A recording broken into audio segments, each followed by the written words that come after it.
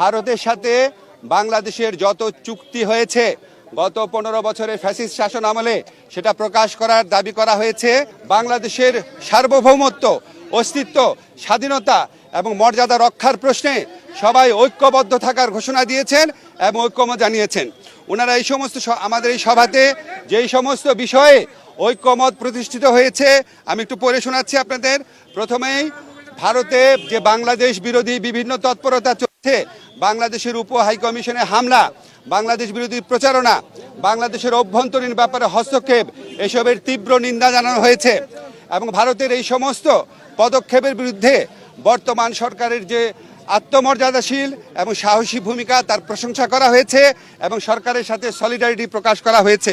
তবে একই সাথে সাথে ভারতের এই সমস্ত প্রচারণার বিরুদ্ধে সরকারকে আরও শক্তিশালীভাবে, আরও বেগবানভাবে এটাকে অ্যাড্রেস করার কথা বলা হয়েছে এবং এই জন্য প্রয়োজনীয় যে প্রবাসী যে আমাদের বন্ধুরা রয়েছেন, অন্য রাষ্ট্র রয়েছেন, বন্ধু রাষ্ট্র, তাদের সহযোগিতা, প্রবাসীদের সহযোগিতা, আন্তর্জাতিক সংবাদ সংস্থার যে সাংবাদিকরা রয়েছেন তাদেরকে এই দেশে ডেকে নিয়ে আসা, এই ধরনের নানান পরামর্শ দেওয়া হয়েছে এবং আমাদের কমিউনিকেশন স্কিল এবং ইন্টারন্যাশনাল লিগাল স্কিল বাড়ানোর পরামর্শ দেওয়া হয়েছে।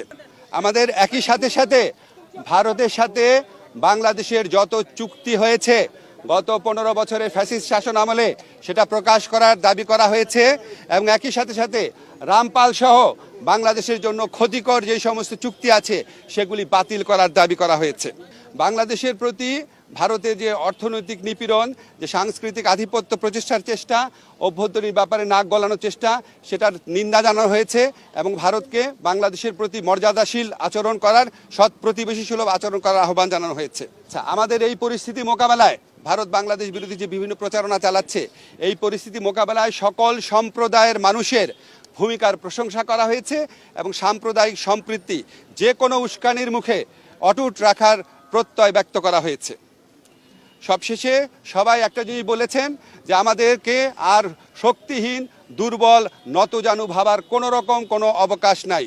যে কোনো ধরনের অপপ্রচারণা এবং উস্কানির বিরুদ্ধে আমরা ঐক্যবদ্ধ থাকব এবং আমরা আমাদের ঐক্য অটুট রাখব, আমরা সাহসী থাকব এবং আমরা যে কোনো ভবিষ্যতেও যে কোনো ধরনের প্রচারণা আসলে, যে কোনো ধরনের উস্কানি আসলে আমরা আমাদের ঐক্যকে আরও বেগবান দেখানোর একটা প্রচেষ্টা অব্যাহত রাখব।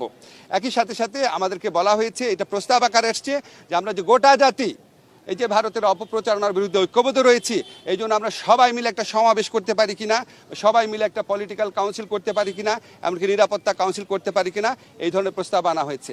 এই সবার মূল সুর ছিল যে আমাদের মধ্যে মত, পথ, আদর্শের ভিন্নতা থাকবে, আমাদের রাজনীতি ভিন্নতা থাকবে, অবস্থান ভিন্নতা থাকবে, কিন্তু দেশ, সার্বভৌমত্ব এবং অস্তিত্বের প্রশ্নে আমরা সবাই এক, সবচেয়ে উপরে দেশ এবং এটার থেকে আমরা কখনো বিচ্যুত হব না। বাংলাদেশকে দুর্বল, শক্তিহীন, নতজানু ভাবার কোনো রকম অবকাশ নাই। এটা এই জাতীয় ঐক্যমতে, এটা একটা জাতীয় সমাবেশের মধ্যে দিয়ে, সকল রাজনৈতিক সমাবেশের মধ্যে দিয়ে এই বার্তা প্রকাশ করতে, এই বার্তা জানিয়ে দিতে বলা হয়েছে।